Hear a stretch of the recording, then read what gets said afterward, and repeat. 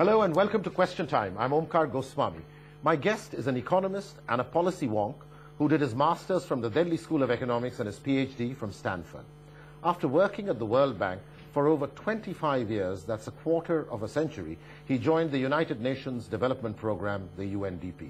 Meet Ajay Chhibber, Assistant Secretary General of the UN and Director of the UNDP for Asia and the Pacific. Hi Ajay, thanks very much for being on the show. Thank you, Omkar. It's a great pleasure to be here and to see an old friend like you. Old friend, going back a long time. Let's not say what our age is. Right. How bad do you make the global financial crisis, Ajay? You're sitting in New York looking at Asia and Pacific. I think it's a huge, huge crisis. As people say, it's the biggest one since the Great Depression. It's a crisis that started, of course, in New York. It unfolded, and now it's playing its way through all over the world.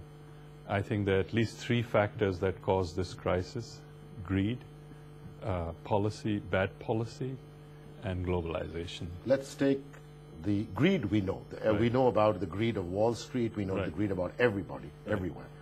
Let's talk about bad policies. Which would you think were the really bad policies? I think there were two. One was the fact that there was just very lax monetary policy. I think Alan Greenspan, the former Fed chair, has a lot to bear on that. The fact that he let this bubble go for a very long time. He was considered the greatest guru of all times when he was there. Exactly.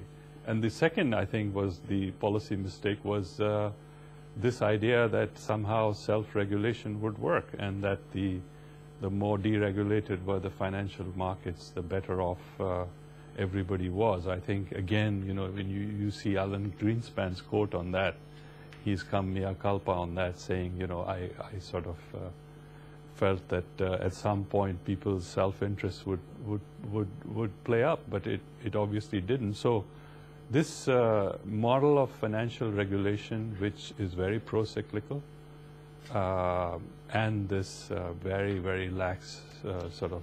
But you said a third thing, Ajay, which was globalization. Yeah. So I think globalization played its way because you then had the combination of those two, and then greed and poor regulation. Greed, poor regulation, and lax monetary policy, and then the ability to be able to, well, it's both globalization, but it's also new financial instruments being developed and then being parceled around all around the globe. So you end up with a situation where a country like Iceland can have a financial sector which is 10 times the value of its GDP. So the hyper sort of extension of the financial sector of course, the extreme case was Iceland, but you know that comes from the fact that you can take your money, you can play with various instruments with it, and then you can play with it in so many different markets around the world. But at the same time, you are still held liable, and you're being regulated only in your home market.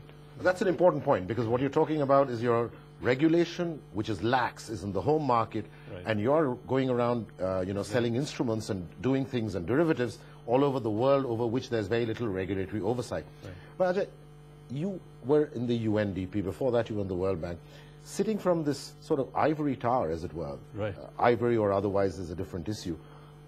Did people like you see this coming? I mean, say around 2006 or 7, did some of you say, hey, it's going too much?